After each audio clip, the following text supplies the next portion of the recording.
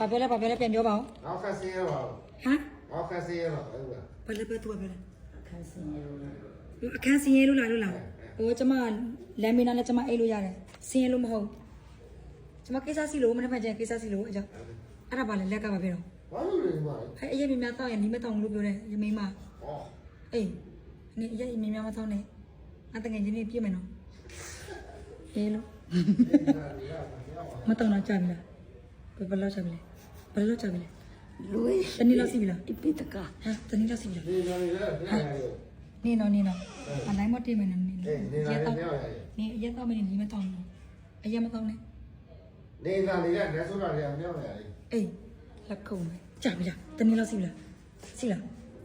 ဘယ်နှလောက်စီပြီလဲဟမ်ဒီဘောရဝလည်းတင်နေလက်ခုံ ရှုပ်ပတ်လို့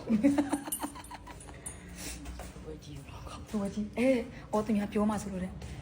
ဟိုကင်မလာနောက်မှပြောရမယ်နောက်ကျမ comment ထဲမှာရေးထားလိုက်မယ်နော်အေးသူတို့အခန်းရှိကုန်းတရီမထွေးရတယ်မထွေးနည်းနည်းထွေးနေနေပါပြီးလက်ကုံအေးဟုတ်နော် ဒီငါတော့ကြတယ် မတော်တော့မချုံဘူးတုံးလေးနောက်တစ်ခါမှတော့မနေ့ကမှကြည့်လိုက်